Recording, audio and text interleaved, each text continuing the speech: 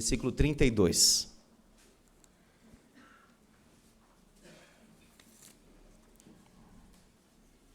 Vamos continuar, irmãos, orando pela nossa irmã Dona Nilva. Perdeu há pouco tempo seu marido, seu Tacal, o Alexandre. Continuar orando. Nosso irmão perdeu a sua mãe, Dona Claudete. Continuar orando pela saúde do presbítero Marcos Henriques, possibilidade do tratamento. Vamos colocar os irmãos diante do Senhor. Atos 4, 32 a 5, 11.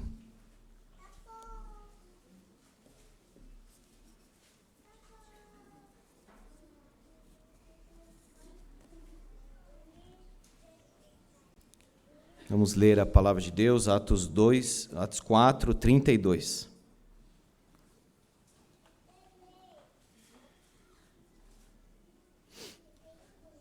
Antes vamos orar novamente. Senhor, nós oramos exatamente como Samuel, teu servo, ainda menino, orou.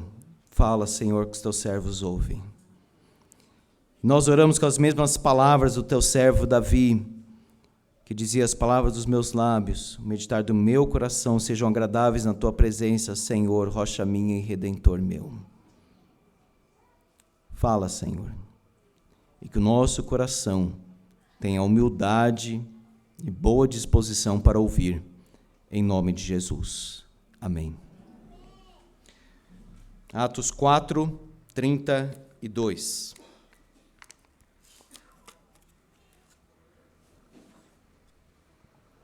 Da multidão dos que creram, era um coração e a alma.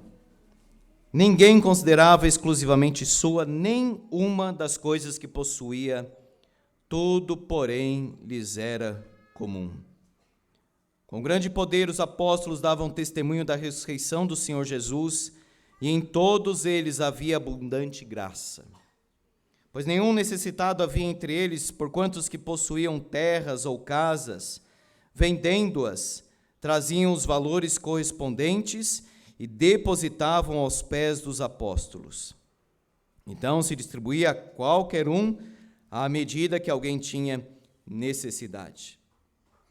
José, a quem os apóstolos deram o sobrenome de Barnabé, que quer dizer filho de exortação, levita, natural de Chipre, como tivesse um campo, vendendo-o, trouxe o preço e o depositou aos pés dos apóstolos. Entretanto, certo homem chamado Ananias, com sua mulher Safira, vendeu uma propriedade, mas em acordo com sua mulher, reteve parte do preço e, levando o restante, depositou-o aos pés dos apóstolos. Então disse Pedro: Ananias, por que encheu Satanás teu coração para que mentisses ao Espírito Santo, reservando parte do valor do campo? Conservando, porventura não seria teu? Vendido, não estaria em teu poder? Como, pois, assentaste no coração este desígnio? Não mentiste aos homens, mas a Deus. Ouvindo estas palavras, Ananias caiu e expirou, sobrevindo grande temor a todos os ouvintes. Levantando-se os moços, cobriram-lhe o corpo e, levando-o, sepultaram.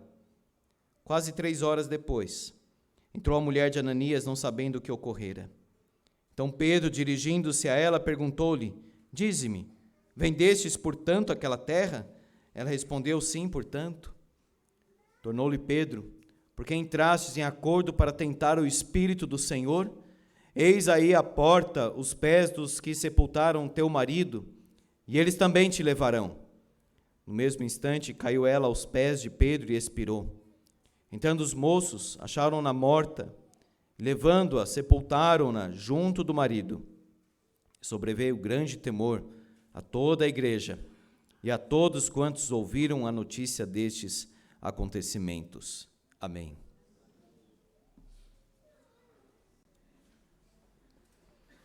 Eu quero falar, irmãos, sobre a santidade do coração na comunidade, na igreja. Aqui fala sobre o coração. Como está o nosso coração? Ou o nosso coração está cheio do quê? É interessante o que aquele homem de Deus, John Wesley, disse: depois da queda nada me escandaliza, porque até no paraíso o pecado entrou. E nós pensamos, na igreja não deveria ter isso ou aquilo, realmente não deveria ter, era melhor que não tivesse, mas tem.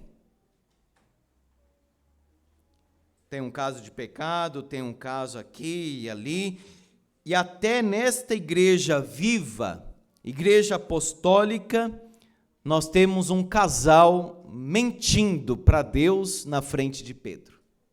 E os dois morrem diante do Senhor. Morrer diante de Deus, dentro da igreja. Isso não é coisa do Antigo Testamento, como as pessoas falam. Nós estamos aqui no Novo Testamento. Com Deus não se brinca. Mesmo na igreja, mesmo um pastor tão espiritual, cheio do Espírito como Pedro, nós ainda temos pessoas sedadas, endurecidas, carnais, infrutíferas e acomodadas. Judas, não Iscariotes, obviamente, aquele que escreveu aquela carta pequena, disse o seguinte: o Senhor, tendo libertado um povo, tirando-o da terra do Egito, destruiu depois os que não creram. Qual a diferença entre um e outro? O crente verdadeiro e o crente falso. O coração cheio do Espírito e o coração cheio de Satanás. Como saber se eu sou um crente verdadeiro? O teste final é o coração. O que o seu coração diz sobre Jesus? Se o seu coração crê, se o seu coração confia, se o seu coração serve a Jesus, não é se está no meio dos crentes, ou se está dentro da comunidade, dentro deste templo agora. Não, não é só isso, não é somente isso. É o que o seu coração crê, em quem o seu coração confia, quem o seu coração serve. Barnabé e Pedro, de um lado, cristãos verdadeiros, do outro, Ananias e Safira. Em primeiro lugar, o coração consagrado a Deus é inflamado pelo amor. Você só é um cristão verdadeiro se você ama os irmãos da igreja. Se ama a Deus e, consequentemente, ama o próximo. Senão não é cristão, diz a Bíblia. Mesmo que tenha sido batizado. O povo de Deus aqui está orando. O povo de Deus está aqui meditando na palavra no capítulo 4. A igreja vem orando, a igreja vem pregando, Bíblia e oração, e esse é o fundamento da comunidade. Não é outra coisa, não é história, não é invenção da cabeça humana, não é algo assim desta vida, não, é a palavra de Deus que fortalece a igreja. O amor revelado, então, na fidelidade, na unidade. Era um o coração e a alma. Dos que creram, era um o coração e a alma. As pessoas estavam profundamente ligadas, conectadas umas às outras. Nós estamos?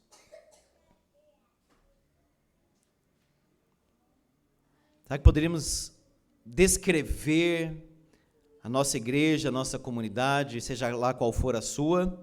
Nós temos irmãos de outras igrejas aqui. Será que nós poderíamos dizer sobre a nossa comunidade isto? Dos que creram, era um o coração e a alma. Fidelidade na palavra, oração, unidade e compartilhamento.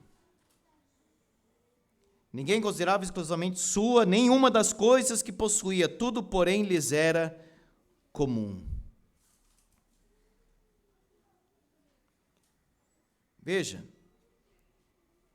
ninguém considerava exclusivamente sua nenhuma das coisas que possuía, aquela consciência de que eu sou de Jesus e tudo que eu tenho pertence a Deus.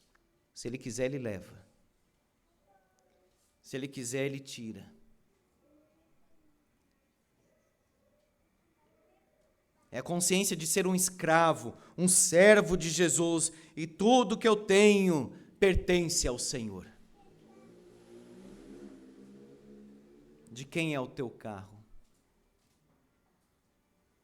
De quem é o teu celular? E o pão divide? E aquelas roupas em excesso, por que não divide?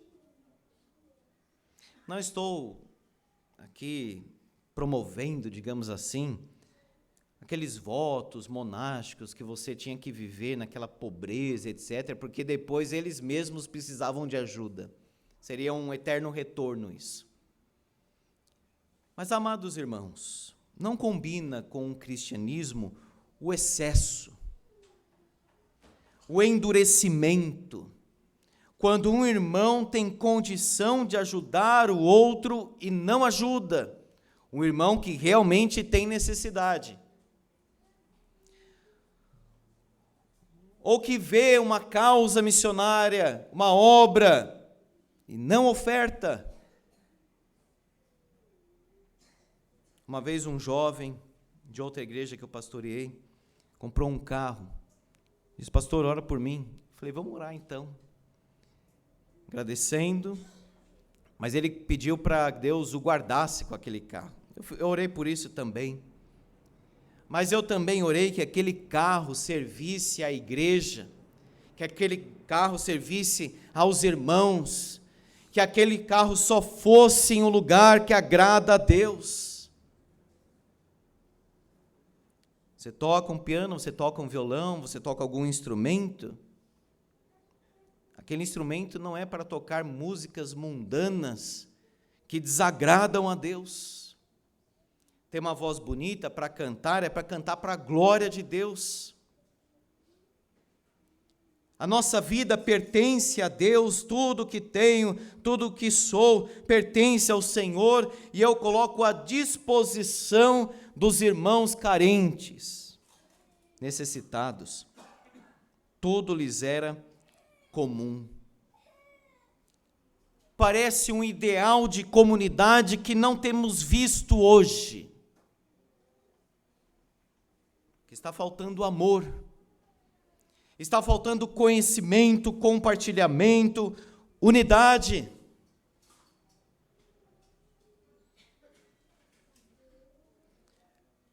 Olha só, testemunho, poder. Em todos eles havia abundante graça, versículo 33. Todos eram testemunhas de Jesus. Em todos eles você tinha ali abundante graça. Não era assim, a igreja tinha 100 pessoas, 10 você tinha como testemunha verdadeira. Em um grupo bem reduzido, você poderia dizer, tinha abundante graça. Não era um avivamento na comunidade toda, atingindo a todos os irmãos. Então não diga simplesmente, aquele ali é firme, seja você firme também. Aquele ali evangeliza bastante, evangelize você também. Amor revelado no testemunho, graça, amor, unidade, coração, alma, compartilhamento, palavra. Abnegação. Olha aí, nenhum necessitado havia entre eles. Terras, casas eram vendidas, eles traziam o valor aos apóstolos e aquilo era distribuído à medida que alguém tinha necessidade. Graças a Deus, a nossa igreja tem transparência nos gastos. Tudo é claro, é aberto e etc. Transparência. Pode ter confiança, pode confiar.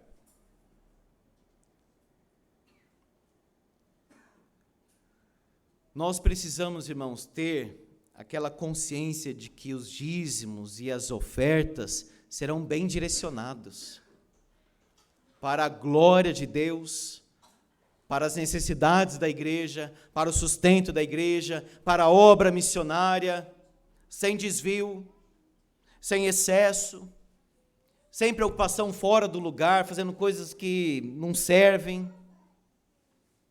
Então eles têm essa confiança, eles vendiam, eles traziam e sabiam que aquilo seria para suprir alguma necessidade dos irmãos.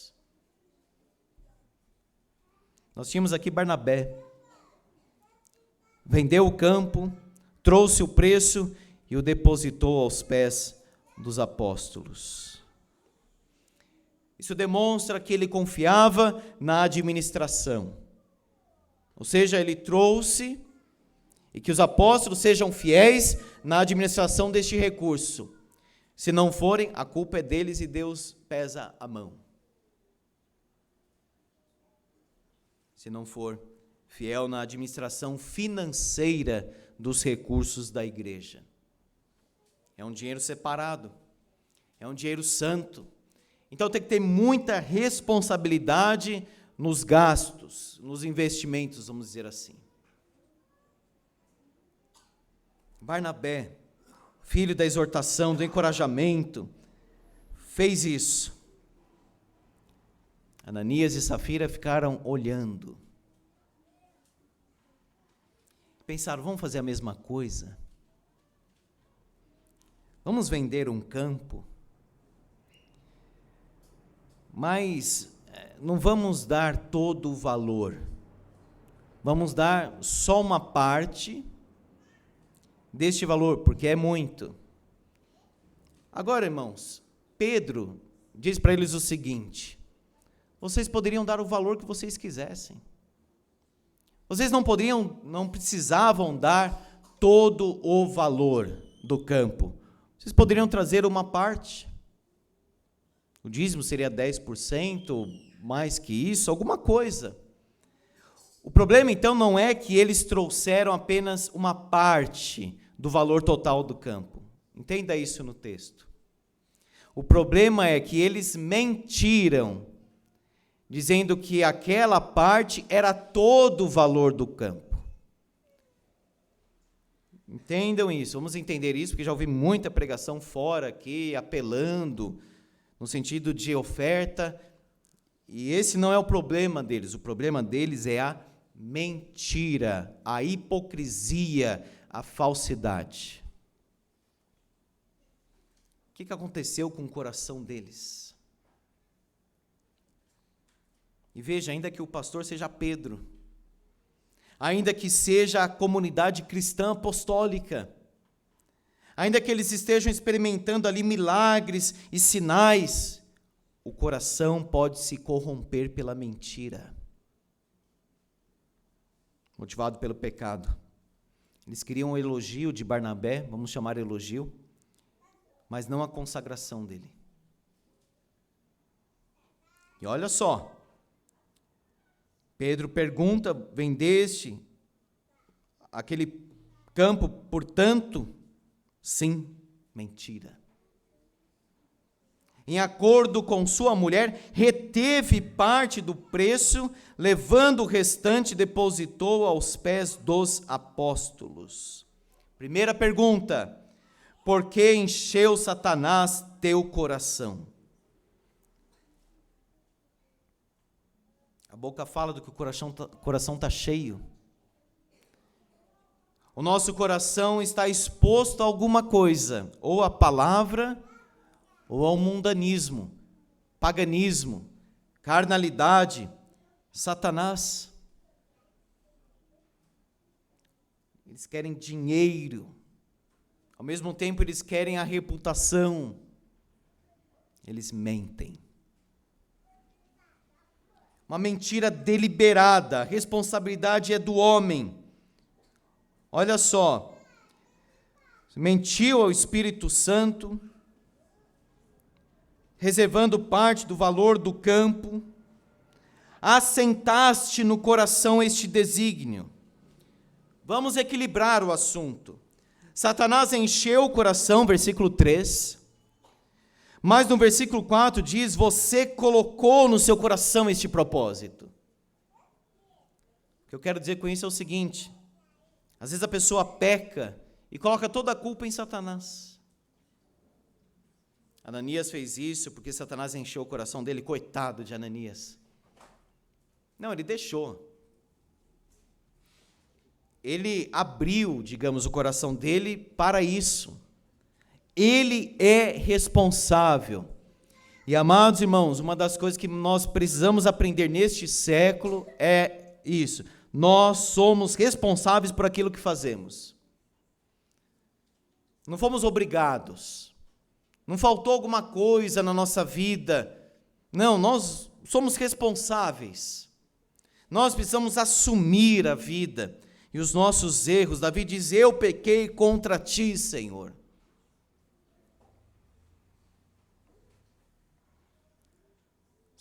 Ananias, você assentou, você colocou esse propósito no seu coração. Você mentiu, Ananias. O coração corrompido é uma afronta a Deus. Olha a ironia.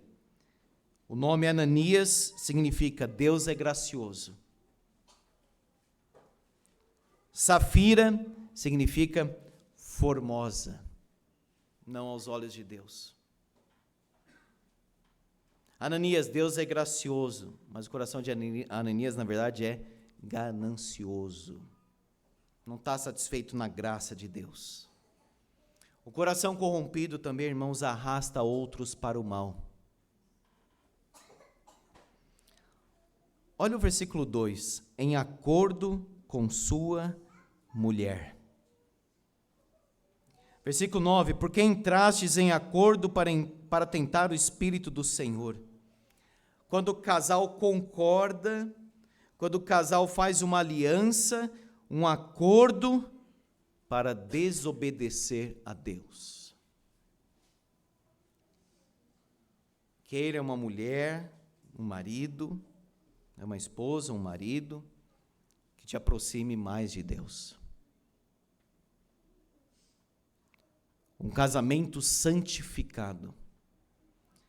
Um casamento cujo propósito é a glória de Deus, e não mais dinheiro, e não mais sucesso, e não promoção, e não campo, casa, e etc, etc, etc. Entre em acordo com a tua esposa ou com o teu marido, para servir o Senhor. Nós temos na Bíblia Adão e Eva, Sansão e Dalila, Davi e Batseba, Ananias e Safira, entrando em acordo para mentir para o Espírito Santo.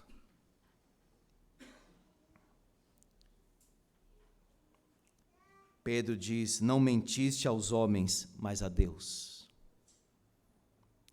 Deixa eu perguntar diretamente ao seu coração. Talvez você pense assim, eu estou enganando as pessoas. A Deus você não engana. Estou vivendo uma vida assim dupla. Eu tenho um comportamento aqui na igreja, mas na quadra de futebol eu bato nos outros, eu xingo, eu ofendo, eu perco a cabeça no trânsito.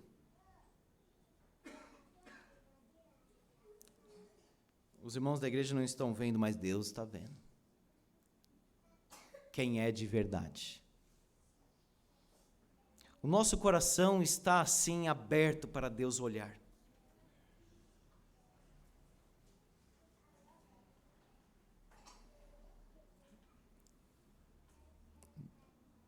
Mentisses ao Espírito Santo, porque Satanás encheu o teu coração para que mentisses ao Espírito Santo, reservando parte do valor do campo, conservando porventura não seria teu. Ananias, por que você fez isso? Para que isso, Ananias? Não tinha ideia do perigo que é mentir para Deus, viver uma vida que está desafiando a Deus, que está provocando a Deus. Então por isso que Pedro vai perguntando: bendito não estaria em teu poder, por que você fez isso, por que seu coração está assim? E ele cai morto na presença de Pedro. Na época dos puritanos, alguns participando da mesa do Senhor caíam mortos, porque estavam vivendo em pecado, e aqueles homens eram homens de Deus. Acontecia assim. Paulo diz aos Coríntios que não são poucos os que dormem, porque naquela ceia comunitária chamada festa ágape da igreja cristã, eles comiam antes, e os que tinham mais necessidade, os mais pobres, ficavam com fome. Paulo diz: coma em casa, não espera o outro carente para comer. Que desespero, que loucura. É por isso que vocês estão doentes e alguns estão morrendo, porque não estão nem aí para os outros. Pedro está dizendo: o que você está fazendo? Caiu e expirou. Sobreveio grande temor a todos os ouvintes. O que é isso? As pessoas pensaram: com Deus não se brinca. Deus é santo. Deus não aceita hipocrisia e mentira. Deus não aceita uma vida falsa, dupla, que fala que é crente, mas faz coisa de descrente, que está cantando ali, mas o coração está cheio das ideias, das influências, encharcado das questões, das sugestões do diabo.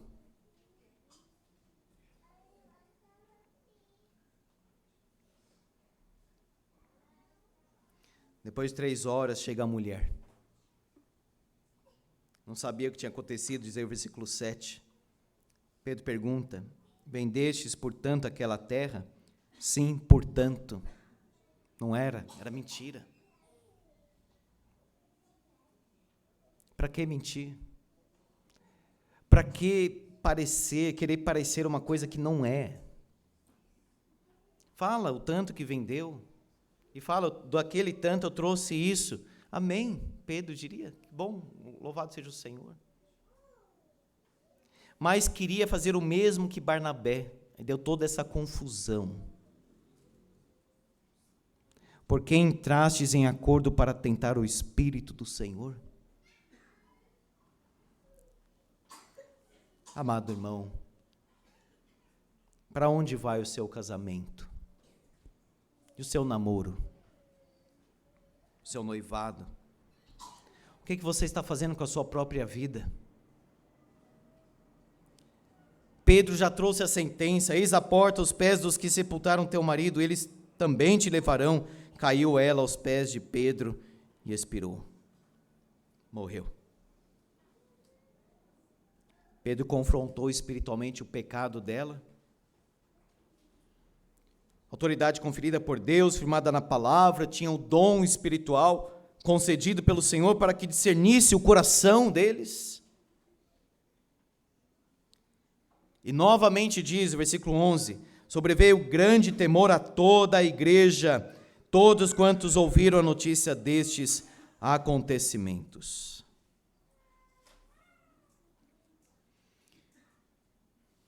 Barnabé, Pedro ou Ananias e Safira?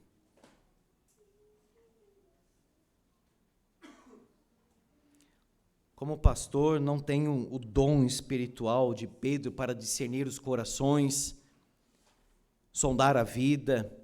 O Senhor concedeu isso a ele neste momento, mas Deus tem. Satanás quer atacar o nosso coração. Proteja o seu coração com a palavra. Coloque a palavra na sua vida, nos seus pensamentos. Leia a Bíblia, leia a Bíblia, leia a Bíblia. Isso vai construir como uma muralha. E ore para Deus guardar o seu coração, para Deus guardar o coração dos seus filhos. Porque alguém pode dizer: mas como que Satanás enche o coração de alguém? Como que isso acontece? Se você fica constantemente exposto ao celular, às músicas do mundo, a essas pessoas do YouTube que falam coisas do mundo e coisas pagãs, das trevas, Satanás está enchendo o coração. E coisas indecentes, pornográficas e assuntos baixos, Satanás está enchendo o coração. Não é uma coisa assim espiritual que ele vem, aí ele entra aqui dentro e vai depositando como se fosse um recipiente. Não. São as coisas, as influências. Jesus disse, a palavra é semeada, logo vem Satanás e tira aquela palavra. Aí ele coloca outra coisa no lugar.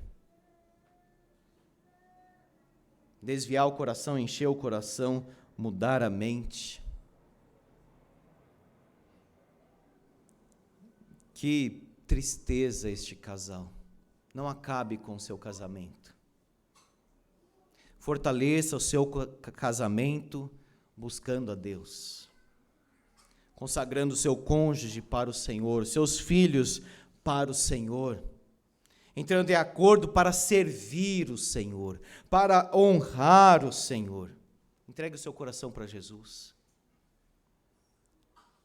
Senhor, eu quero encher o meu coração do Teu Espírito, da Tua presença. Eu quero que o meu coração seja cheio de Jesus Cristo. Eu quero morrer. Eu quero que o meu coração esteja encharcado. Eu quero ser totalmente dominado pelo Teu Santo Espírito, Senhor. E Pai, Mãe, seja responsável em proteger o coração do seu filho. Desses filmes, desses desenhos, dessas músicas, que são contrários à vontade de Deus. Proteja o seu filho. Proteja o coração da criança, que Jesus ama tanto as crianças. É tão bonito ver uma criança brincando, se alegrando, conversando. A criança traz vida assim no ambiente que ela está. Mas o mundo quer destruir, o mundo quer corromper, o mundo quer trazer assunto que não é para a idade delas. Entregue seu coração, entregue a sua consciência, entregue os seus caminhos, entregue a sua casa para Jesus. Que Ele nos ajude. Amém. Vamos orar.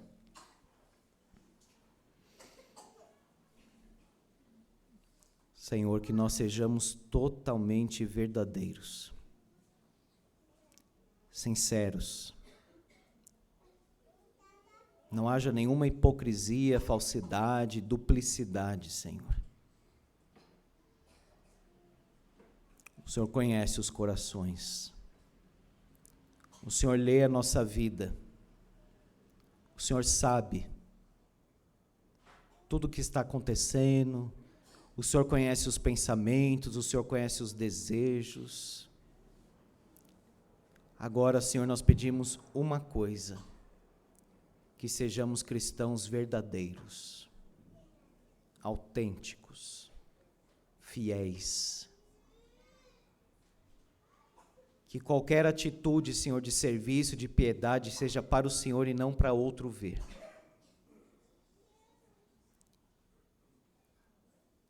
E que o casamento, Senhor, seja santificado. Que o marido seja um instrumento para santificar a esposa seja um instrumento em tuas mãos para santificar o marido. Que cada um possa atender às necessidades do outro. Ó Deus, Ananias e Safira entraram em acordo para mentir, para desafiar o Senhor. Realizando ali na igreja como se fosse um teatro, uma hipocrisia. Tem misericórdia, Senhor. Som dos corações aqui, Senhor, traz aquela convicção de arrependimento. Traz, Senhor, aquele desejo de consagração, de entregar a vida para o Senhor. Ó Deus, tem misericórdia de nós e traz unidade para esta igreja, Senhor. Derrama do teu amor aqui nas vidas, nos corações, para que seja um coração e a alma desta igreja e das igrejas aqui representadas, Senhor. Fortalece, Senhor, o nosso testemunho. Derrama da tua graça, Pai, nas nossas vidas. Que ninguém se desvie. Que o nosso coração não esteja aberto, Senhor, para as influências, as ideias do inimigo das nossas almas. Que o nosso coração esteja aberto para o Senhor, para a influência, para o domínio e para o fruto, a ministração do teu Santo Espírito, Deus. Se há alguém aqui nesta noite que ainda não conhece Jesus, que não entregou a vida para Jesus, ó Deus, opera para que haja essa entrega, Senhor. E se alguém aqui se sentiu incomodado com esta mensagem, porque não tem vivido um cristianismo verdadeiro e mais completo, ó Deus, santifica este coração. Sustenta o propósito, Senhor, desta vida de te servir, de te amar, de te conhecer. É nossa oração, Pai, em nome de Jesus. Amém.